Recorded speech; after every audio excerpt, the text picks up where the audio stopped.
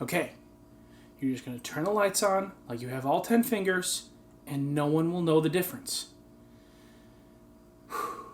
Okay. Ow! Oh! You idiot, you missed the light switch. Just had to cut your fingers off. Who said that? I did. Ah!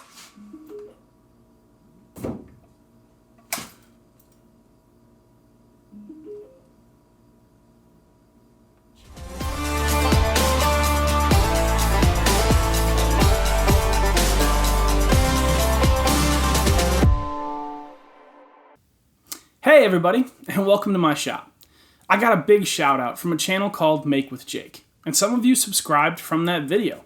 So, welcome to you all. And if you don't follow him, go check him out. He's an awesome channel. I'll put a link down in the description. But from that video, I realized I've never done a shop tour, as noted by my featured Pokemon card. Bruh. I realized this is a perfect opportunity for me to document what my shop looks like now, because I have some big plans and some big changes ahead. Also, stick to the end of the video, and I want to do something special for you guys watching this. So please stick around to the end. I will say this before we start. There were some things in the shop that were already here when we bought the house. The man who built this house was a woodworker, and so there were some things that I kind of inherited. And I make use of them, but there are also some things here that I have no idea what they were used for before. So I have to work around it, or try to use it the way that I thought he might have. So another part of this is the future changing, and the things around here that make this video to fit my needs.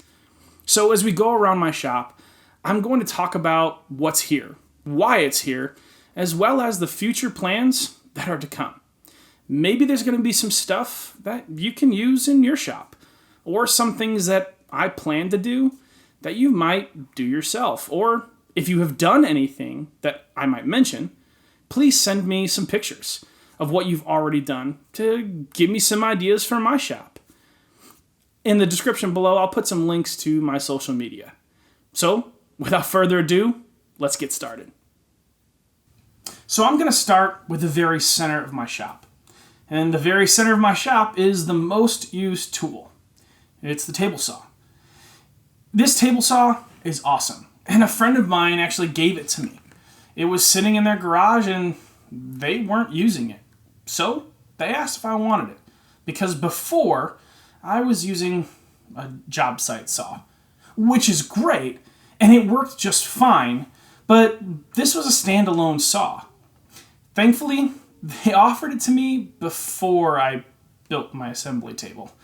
And I was able to actually change the design before I built it to incorporate the job site saw. This saw is a Craftsman model 315-228-390. I made some changes, like moving the fence over to accommodate up to a 29-inch cut. And now something that I'm going to do in the future is I'm going to build a router table to fit in the space over there and be secured to the fence and the saw. Right behind it, we have my assembly and outfeed table. Now, I already made a video that was kind of an overview of my whole table, so I want you to check that out. I'll have a link right up here or here. I don't think there will be any really changes other than maybe some more drawers on this side that I started but haven't finished yet. So, let's move on. So, right next to my table saw, I have this workbench. This was one of the things that was, already in the space. And honestly, I love the look of it, with the beaten up top, so I wanted to find a really good use for it. On top, I have my bandsaw, which is a Rikon 10-305. And I love this saw. It's great for doing small cuts, like unique shapes, or resawing things that are less than 4 inches. Eventually, I want to get a bigger 14-inch bandsaw in order to do some resawing of bigger boards. Right next to that bandsaw, I have a bunch of these old hand planes. I got a bunch of them at this antique shop. And eventually, I will be doing a video on restoring these, but, well, that just hasn't happened yet. But right next to that is my Harbor Freight bench chop drill press. Now, this is not a dig at Harbor Freight, because I think Harbor Freight can be great and a cheap way to get started into working with tools. But this drill press, I've had it for a long time, and it has worked great, but I think that I've just outgrown it. And it just can't keep up with the demands that I really need it to do. So, the tour moves on. Yet, and then of course the tour moves on. So, if you have watched any of my other videos, this shot you have seen many, many times. I call this my grab and go wall. I have everything that I would need for assembling projects right here within arm's reach. Behind me, I have my drill station, which I have a video about. And this corkboard underneath it, I use this corkboard all the time. I use it to pin up projects and plans or quick sketches for reference if I ever needed to. Right below that, I've got my Craftsman Toolbox, which I got from my dad, and it's perfect. So right next to my drill station, I have my hardware rack, and it's on this workbench. This workbench, again, is one of the ones that was already here, but it's solid and it works, so why not use it, right? On top, I have my hardware storage. I have a build video for this, again, right up here. In it, I keep all of these organizer bins. I absolutely love these things because I can keep small bits in lockable containers organized by type and size, and this really works great.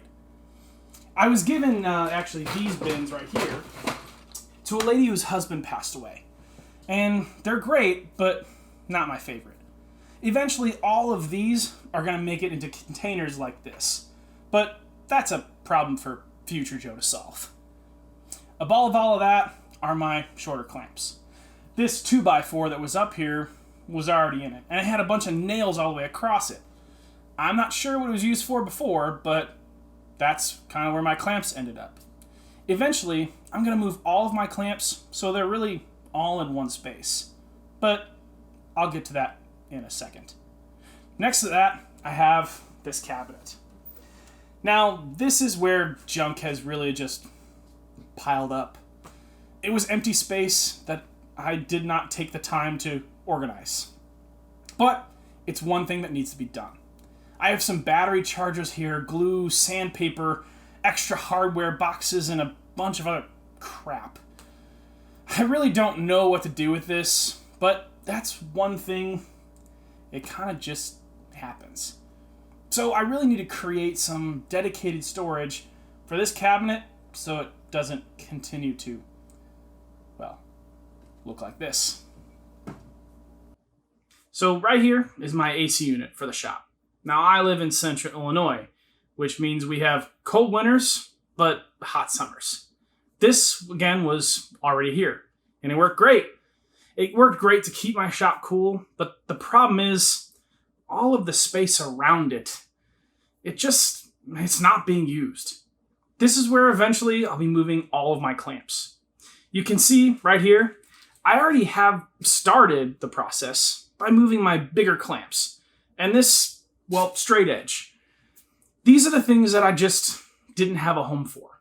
And so I thought, why not make the most effective use of this time and space? This is the biggest toolbox in my shop. I got it on clearance at Home Depot a couple years back, and it's great. I have a lot of tools in here that, well, I really just don't use very often. But I use them often enough to keep them close. Like files, chisels, pry bars, etc. As you can see, I'm not in the school of thought that drawers are bad. Adam Savage. I think that when they're used effectively, they can be great, while also keeping things looking nice and well organized. Ignore the top shelf here. Next to it, we have this giant garage door. Now, I'm sure this was great, and for someone, they would probably be happy to have this.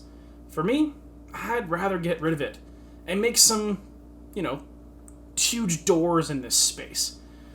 Because on the ceiling, I would like to be able to use the stuff for storage. First time. And eventually I'm going to take this whole thing out, build a couple doors that swing out. So if you know anyone in Central Illinois who wants to buy a garage door, well, let me know. It'll maybe get my butt in gear to start building those doors.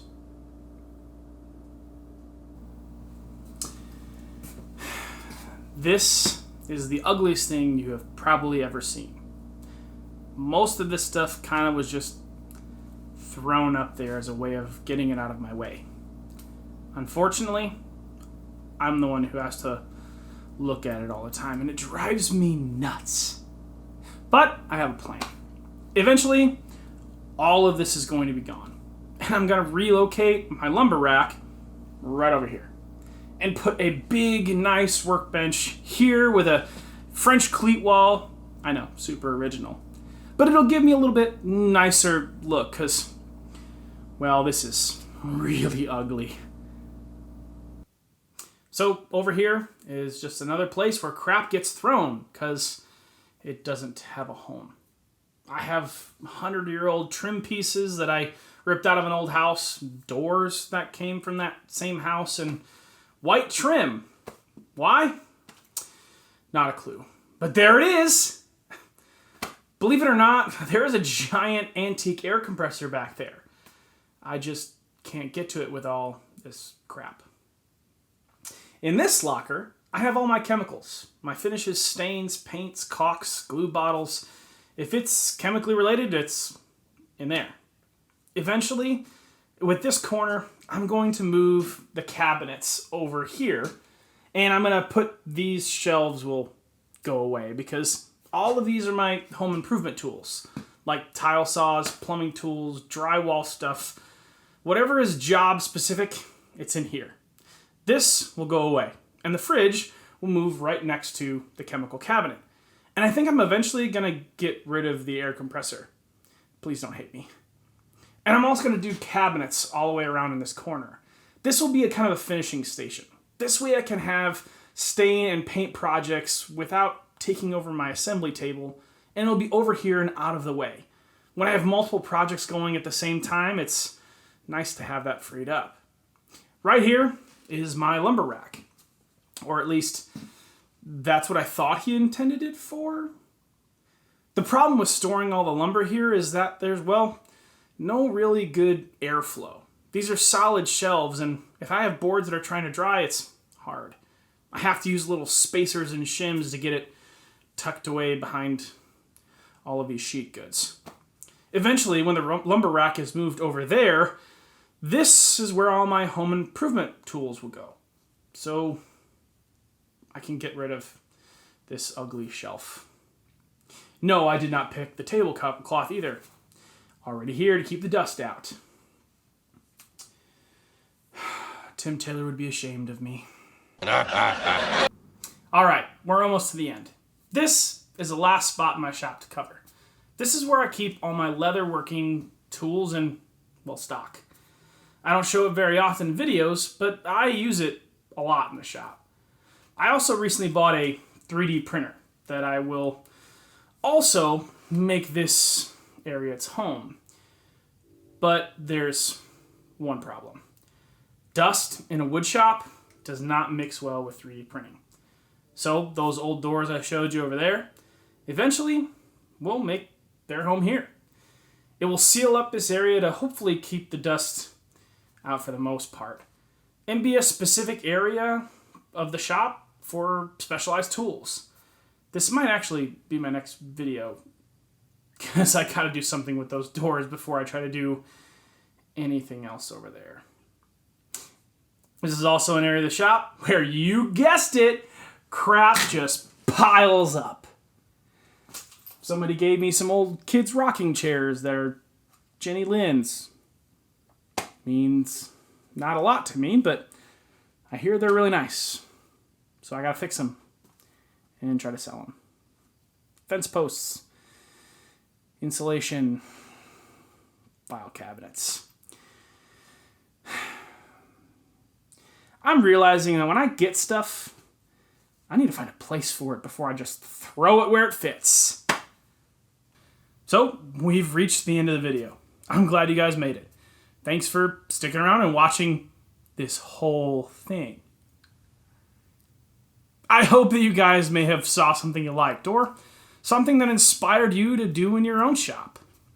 In my last video, I talked about how I was going to be on a podcast called Proper Tools. That episode is now live. So if you want to check it out, I'll have even more links down in the description. But go and check it out. It was a lot of fun recording with Sean and Jake, so it was a good time. If you like this video and you want to stay tuned or be informed about my future projects, hit that subscribe button and give me a thumbs up.